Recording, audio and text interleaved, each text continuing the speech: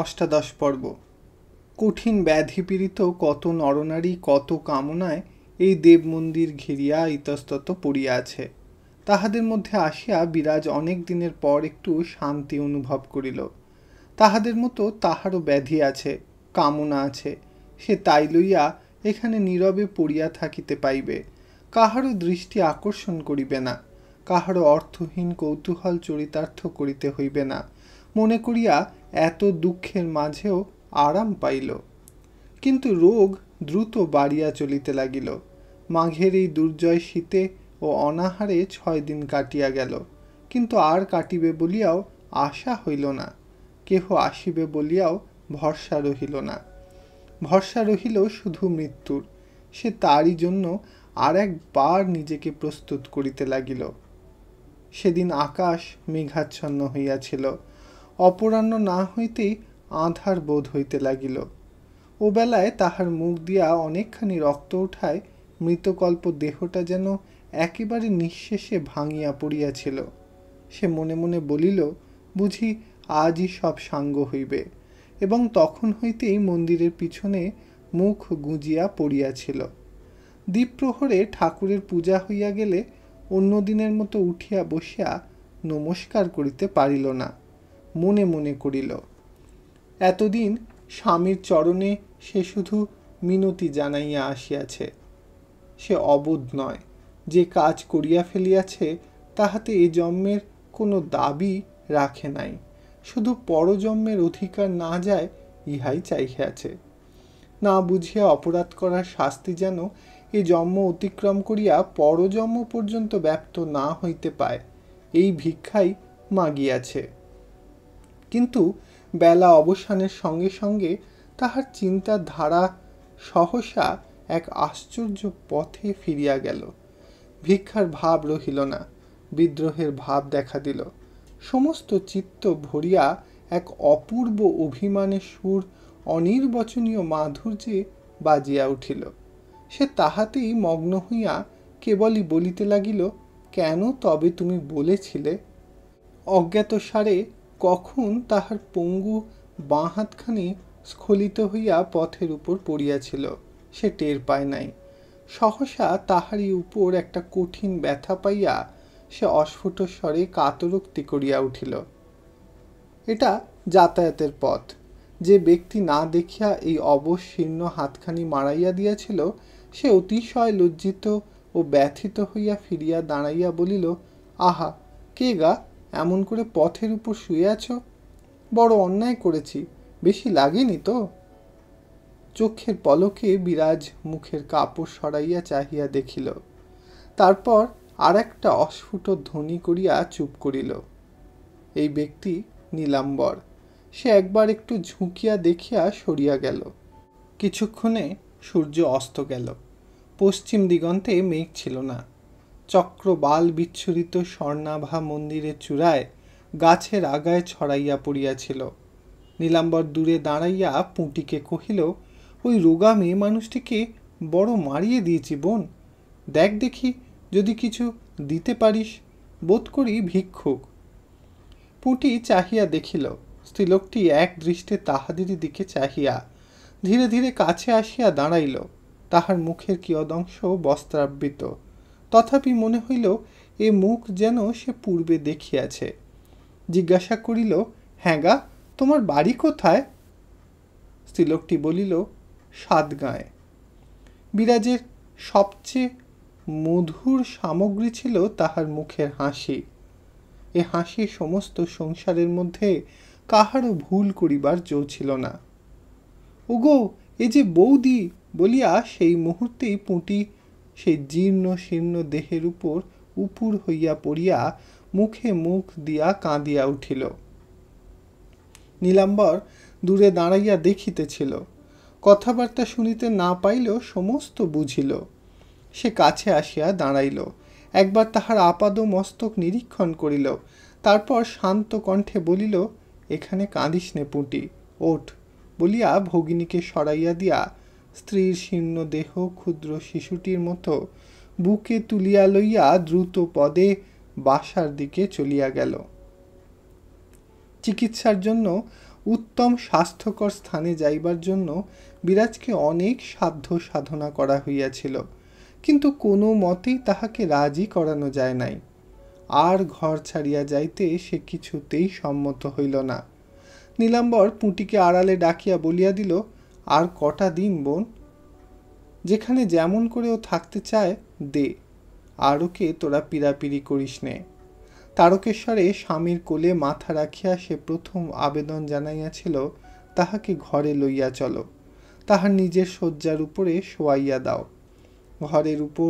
ঘরের প্রতি সামগ্রীটির উপর এবং স্বামীর উপর তাহার কি ভীষণ তৃষ্ণা, তাহা যে কেহ চোখে দেখে সেই উপলব্ধি করিয়া কাঁদিয়া ফেলে।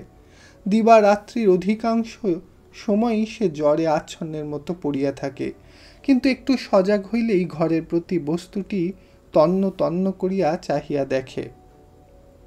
নীলাম্বর শয্যা ছাড়িয়া প্রায়ই কোথাও যায় না এবং প্রায়ই সজল চক্ষে প্রার্থনা করে, ভগবান, অনেক শাস্তি দিয়াছ, এইবার ক্ষমা করো। যে লোক পরলোকে যাত্রা করিয়াছে তাহার ইহলোকের মোহ কাটাইয়া দাও। গৃহত্যাগিনীর গৃহের উপর এই নিদারুণ আকর্ষণ দেখিয়া সে মনে মনে কণ্টকিত হইয়া উঠিতে থাকে।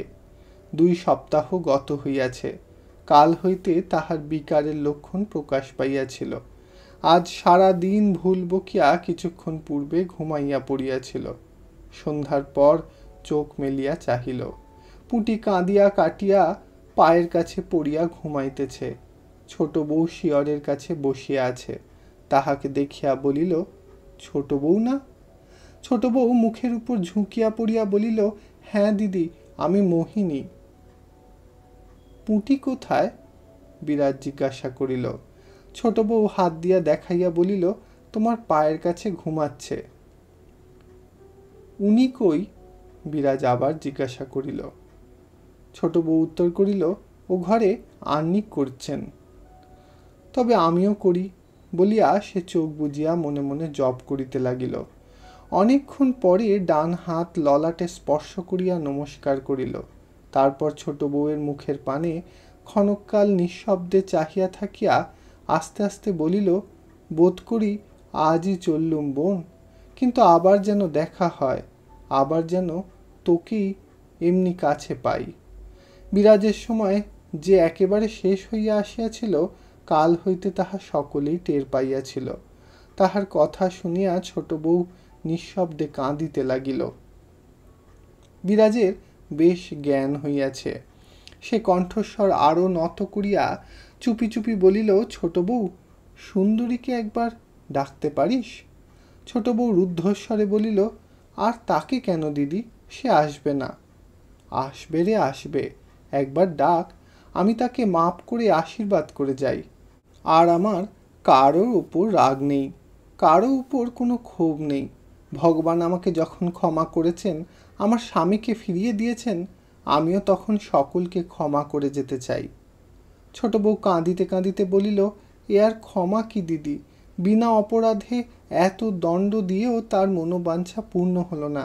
তিনি তোমাকেও নিতে বসেছেন, একটা হাত নিলেন, চোখ নিলেন, তবুও যদি তোমাকে আমাদের কাছে ফেলে রেখে দিতেন। বিরাজ হাসিয়া উঠিল, বলিল, কি করতিস আমাকে নিয়ে?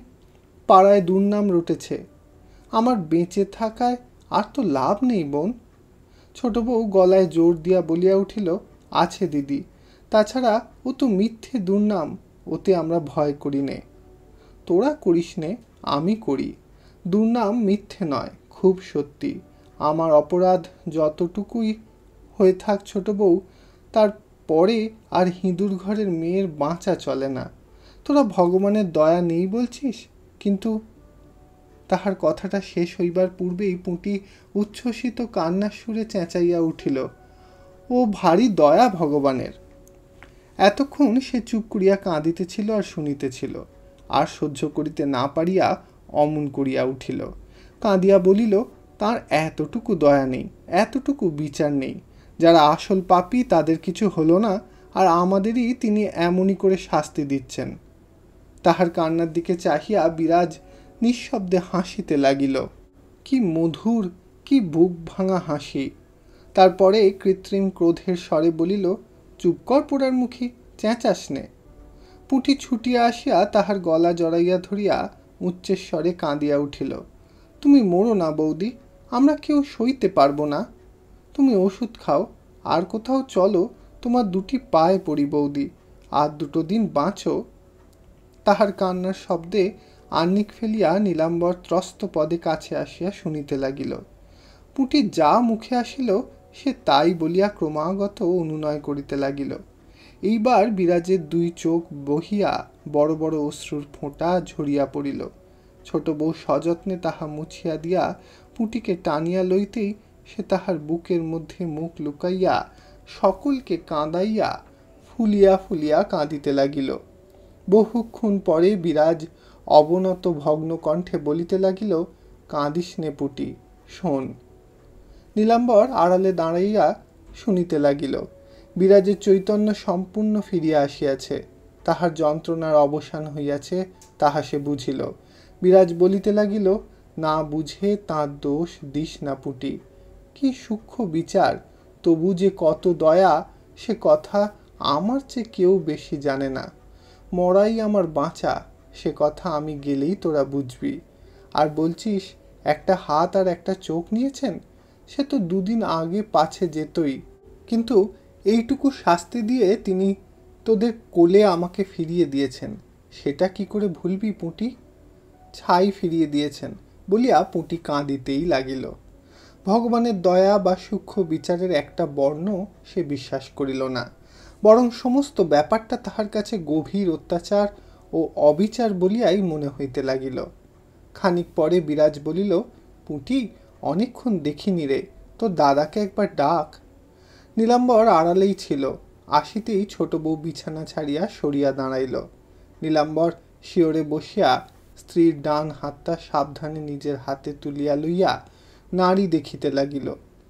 সত্যই বিরাজের আর কিছু ছিল না, সে যে জ্বরের উপর এত কথা বলিতেছে এবং ইহারই অবসানের সঙ্গে খুব সম্ভব সমস্তই শেষ হইবে, তাহা সে পূর্বেই অনুমান করিয়াছিল, এখন তাহাই বুঝিল। বিরাজ বলিল, বেশ হাত দেখো বলিয়াই হাসিল। সহসা সে মর্মান্তিক পরিহাস করিয়া ফেলিল। এই উপলক্ষ করিয়াই যে এত কাণ্ড ঘটিয়াছে তাহা সকলেরই মনে পড়িয়া গেল। বেদনায় নীলাম্বরের মুখ বিবর্ণ হইয়া গিয়াছে, বিরাজও বোধ করি তাহা দেখিতে পাইল। সে তৎক্ষণাৎ অনুতপ্ত হইয়া বলিল, না না, তা বলিনি, সত্যি বলছি, আর কত দেরি? বলিয়া চেষ্টা করিয়া নিজের মাথা স্বামীর ক্রোড়ে তুলিয়া দিয়া বলিল, সকলের সম্মুখে আর একবার তুমি বলো, আমাকে মাপ করেছ? নীলাম্বর রুদ্ধস্বরে করেছি বলিয়া হাত দিয়া চোখ মুছিল। বিরাজ ক্ষণকাল চোখ বুজিয়া থাকিয়া মৃদু কণ্ঠে বলিতে লাগিল, জ্ঞানে অজ্ঞানে এতদিনের ঘরকন্যায় কতই না দোষ ঘাট করেছি। ছোট বউ, তুমিও শোনো, পুঁটি তুইও শোন দিদি, তোমরা সব ভুলে আজ আমাকে বিদেয় দাও, আমি চললুম। বলিয়া সে হাত বাড়াইয়া স্বামীর পদতল খুঁজিতে লাগিল। নীলাম্বর মাথার বালিশটা একপাশে সরাইয়া দিয়া উপরে পা তুলিতেই বিরাজ হাত দিয়া ক্রমাগত পায়ের ধুলা মাথায় দিতে দিতে বলিল, আমার সব দুঃখ এতদিনে সার্থক হলো, আর কিছু বাকি নেই। দেহ আমার শুদ্ধ নিষ্পাপ, এইবার যাই, গিয়ে দাঁড়িয়ে থাকি গে। বলিয়া সে পাশ ফিরিয়া ক্রোড়ের মধ্যে মুখ গুজিয়া অস্ফুটস্বরে কহিল, এমনই করে আমাকে নিয়ে থাকো, কোথাও যেও না, বলিয়া নীরব হইল। সে শ্রান্ত হইয়া পড়িয়াছিল, সকলেই শুষ্ক মুখে বসিয়া রহিল। রাত্রি 12টার পর হইতে আবার সে ভুল বকিতে লাগিল। নদীতে ঝাঁপাইয়া পড়ার কথা, হাসপাতালের কথা, নিরুদ্দেশ পথের কথা, কিন্তু সব কথার মধ্যে অত্যুগ্র একাগ্র পতিপ্রেম। মুহূর্তের ভ্রম কি করিয়া সে সতী সাধিকে দগ্ধ করিয়াছে, শুধুই তাই। এ কয়দিন তাহারই সম্মুখে বসিয়া নীলাম্বরকে আহার করিতে হইত। সেদিন মাঝে মাঝে সে পুঁটিকে ডাকিয়া ছোট বউকে ডাকিয়া বকিতে লাগিল, তারপর ভোরবেলায় সমস্ত ডাকাডাকি দমন করিয়া দীর্ঘশ্বাস উঠিল। আর সে চাহিল না, আর সে কথা কহিল না।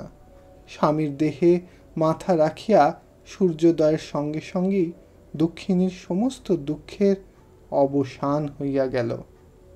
ইতি বিরাজবউ উপন্যাসের ৮ পর্ব তথা গোটা উপন্যাসটি সমাপ্ত হইল। ধন্যবাদ।